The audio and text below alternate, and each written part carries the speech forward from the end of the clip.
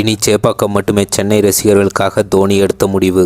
Okay சொன்ன CSK நிர்வாகம். நடப்பு ஐபிஎல் தொடரில் சென்னை அணிக்காக விளையாடி வரும் தோனி சேப்பாக்கம் மைதானத்தில் நடக்கும் போட்டியில் மட்டுமே விளையாட முடிவு எடுத்துள்ளதாக தகவல் வெளியாகியுள்ளது. நடப்பு ஐபிஎல் தொடரில் சிஎஸ்கே அணி பல்வேறு மாற்றங்களை அணிக்குள் மேற்கொண்டு வருகிறது. இந்த ஐபிஎல் சீசன் தொடங்குவதற்கு ஒரு நாள் முன்பே புதிய கேப்டனாக ருத்ராஜ் கெய்க்வாட் அறிவிக்கப்பட்டார். இதன் மூலமாக சிஎஸ்கே அணியின் கேப்டன் பதவியிலிருந்து தோனி விலகியது தெரியவந்தது.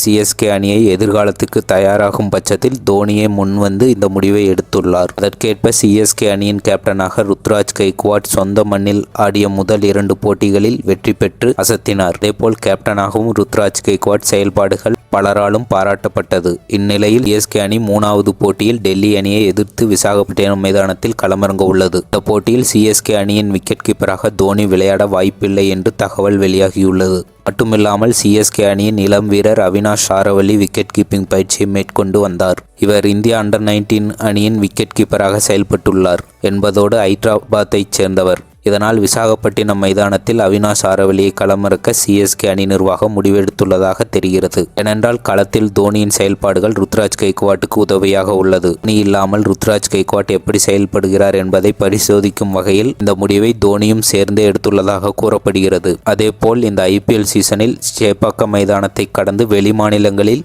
சிஎஸ்கே அணி விளையாடும் போட்டிகளில் தோனி களமிறங்க விருப்பமில்லை என்று கூறப்படுகிறது. தனது கடைசி போட்டி சென்னையில் மட்டுமே இருக்க வேண்டும் என்பதில் தோனி தீவிரமாக இருப்பதால் இந்த முடிவை எடுத்துள்ளதாக பார்க்கப்படுகிறது.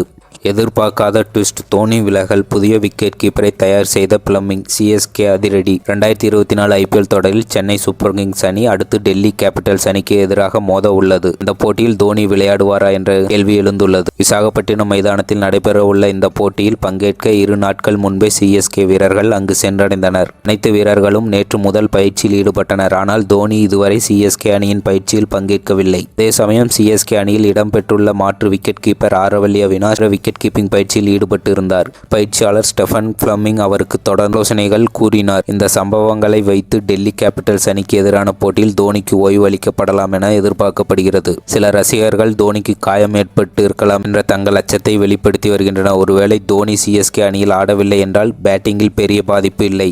அந்த அளவுக்கு சிஎஸ்கே அணி பேட்டிங் வரிசையை பலப்படுத்தி வைத்துள்ளது. ஆனால் விக்கெட் கீப்பிங்கில் சிஎஸ்கே அணி நிச்சயம் அடிவாங்கும். மேலும் கேப்டன் பதவியிலிருந்து விலகிய போது களத்தில் கேப்டன் ருத்ராஜ் கெய்க்வாட்டுக்கு ஆலோசனை சொல்வது, ஃபீல்டிங் நிறுத்துவது போன்ற சில முக்கிய பணிகளை செய்து வந்தார் தோனி. அந்த விஷயத்திலும் சிஎஸ்கே அணிக்கு தோனி ஆடாதது பெரிய பின்னடைவாக இருக்கும். தோனி இந்த ஆண்டு ஐபிஎல் தொடரில் இருந்து ஓய்வு பெற இருப்பதால் அடுத்த கேப்டனாக ருத்ராஜ் கெய்க்வாட்டை தேர்வு செய்தது போல சிஎஸ்கே அணிக்கு அடுத்த விக்கெட் கீப்பரை தோனி தயார் செய்கிறாரா என்ற சந்தேகமும் எழுந்துள்ளது. எனினும் வழக்கம் போல பயிற்சியில் ஒரு ஏற்படுத்திவிட்டு தோனி களமிறங்கவும் வாய்ப்பு உள்ளது. நன்றி. இந்த பதிவுகள் உங்களுக்கு பிடித்திருந்தால் சப்ஸ்கிரைப் பண்ணுங்கள், ஷேர் பண்ணுங்கள் மற்றும் கமெண்ட் பண்ணுங்கள்.